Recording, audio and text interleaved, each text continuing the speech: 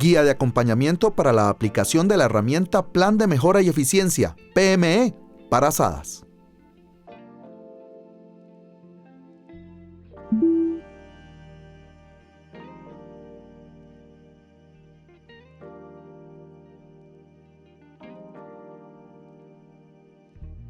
Un balance hídrico, como su nombre lo dice, es justamente un balance que permite determinar la disponibilidad de recurso hídrico en una zona determinada. En el caso de un acueducto, un balance hídrico permite hacer el equilibrio justamente entre las condiciones que tenemos naturales de oferta de recurso en las fuentes potenciales que podemos aprovechar y de demanda en términos de los usos diferentes que le vamos a hacer al agua. En términos de oferta, la disponibilidad está definida por factores naturales, como por ejemplo cuánto llueve en una zona, cuánto se almacena en las fuentes subterráneas, cuánto escurre en fuentes superficiales. Y el factor de demanda está asociado a un patrón de consumo. ¿Cuánto necesito para abastecer mi población? ¿Qué otras actividades tengo complementarias que requieren de recurso hídrico? Como agricultura, ganadería, industria, comercio, recreación, entre otras. Para poder determinar este balance hídrico requiero de la medición y del registro de una serie de valores y parámetros diferentes.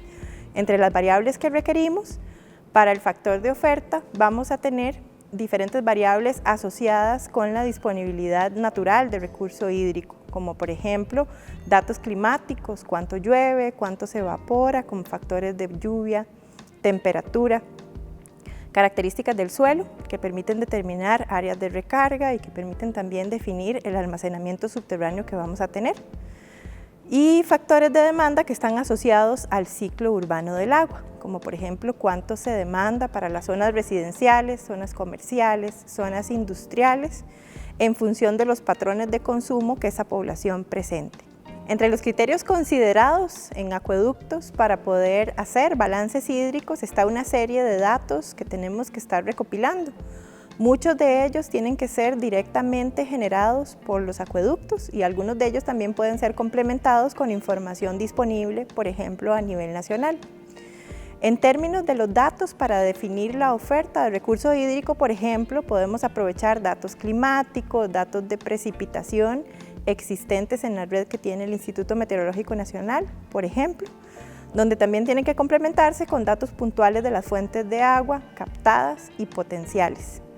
En el caso de ser fuentes subterráneas, esto se realiza mediante pruebas de bombeo, donde se extrae agua y se miden los niveles de los pozos que pueden ser aprovechados o que están siendo aprovechados en ese momento. En el caso de fuentes superficiales, la información se levanta mediante aforos, donde se mide justamente el caudal que puede transportar o que puede generar una fuente para poder determinar cuánto de este caudal puede ser aprovechado por los acueductos.